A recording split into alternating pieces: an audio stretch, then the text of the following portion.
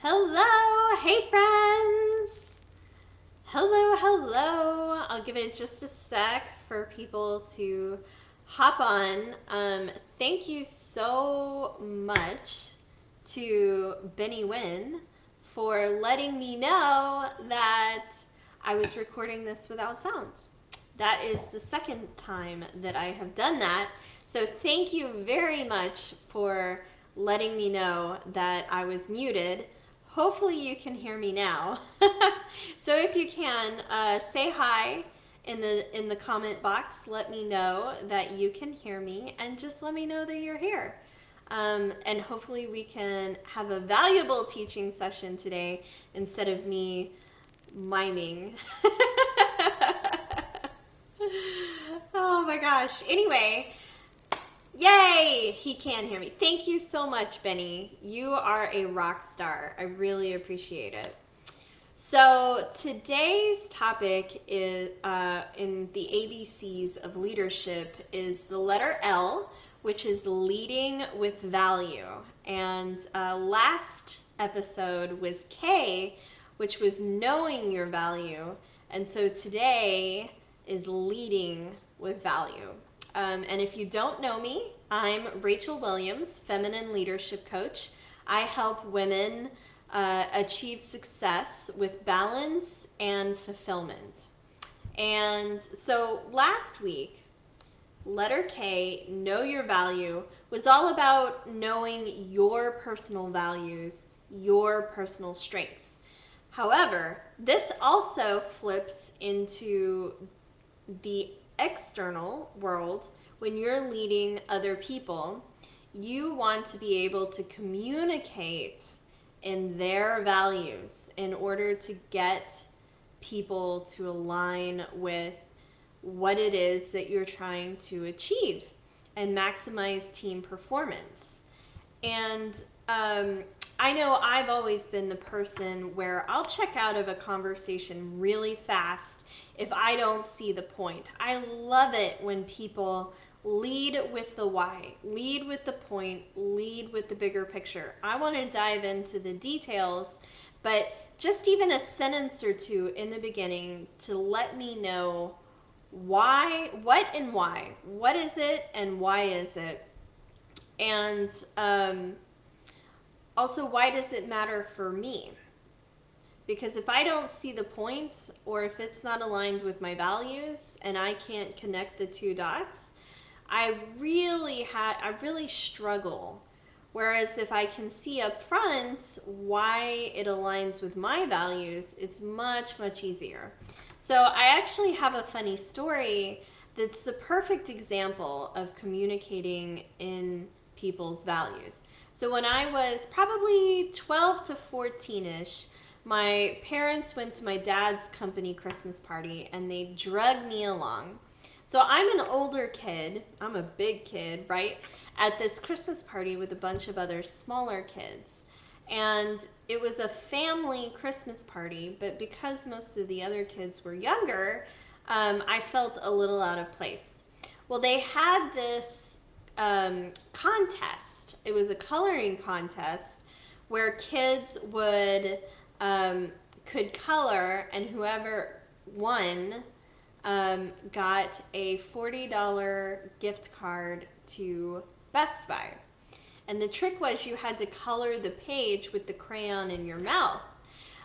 So it was fun, but of course, cool big kid Rachel was like, no, I can't be in that contest. Like, I'm too big for this, and coloring with your mouth is silly, blah, blah, blah, blah.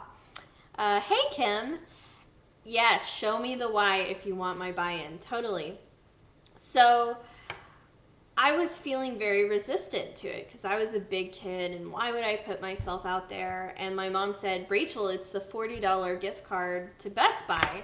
And I was like, what do I want a $40 gift card to Best Buy for? What, like, meh, what, that doesn't mean anything to me. And she looked at me and she said, Rachel, that's like 4 CDs.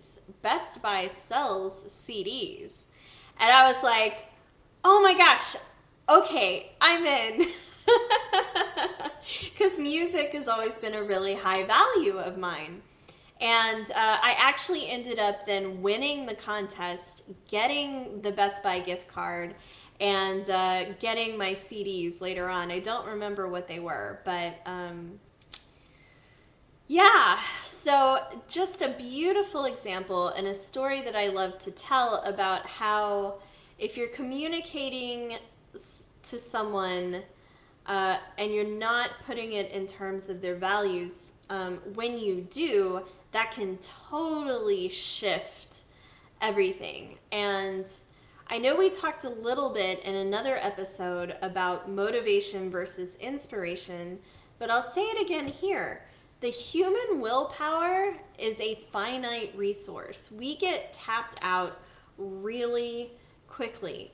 And so when you are forcing yourself or other people to do things where they can't connect it to what's important to them, they can't see the point, they're going to burn out and get frustrated really, really quickly. However, if you translate it into their values so that they're inspired to do the work, that's how you're going to really maximize your own performance and team performance and those around you. Let me know if you have any questions on that. Um, One final point I kind of wanted to make on this: leading with value is super important for personal, for leading teams, but then it's also super important for just putting yourself out there in general. I have a lot of women that come to me that say, hey, I want to know how to network better. I want to know how to communicate better. I want to know how to be more diplomatic.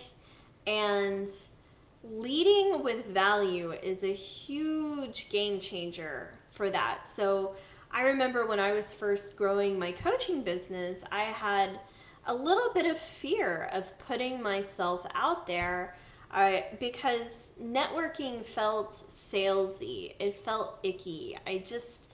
Nobody wants to feel salesy or like they're trying to coerce or trick someone into something, right? It's not authentic leadership. So my mentor back then said the key is to go into any kind of situation where you're dealing with other people leading with value first. Go into the situation thinking, how can I help this person? And listen more than you speak. It's so much easier to meet and work with new people, new teams, if you come to them with the intention, the true heart intention of, how can I help this human being? How can I be of service? What is it that they need?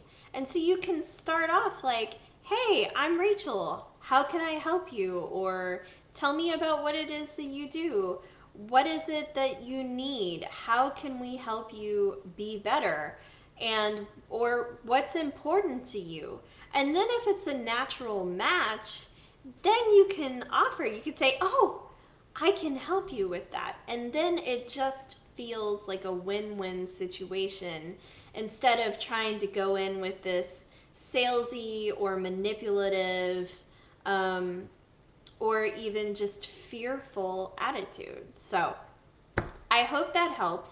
So just to recap, make sure that you lead with value, either and when you do things for yourself, for your teams, and then even in outside communications, networking, diplomacy, see if you can figure out what's important to yourself and then the people around you, and then try to put most of the things that you do in terms of those values of what's important to yourself and then also what's important to others. And then on the team dynamic, assign things to, a good cohesive team is built up of complementary opposites.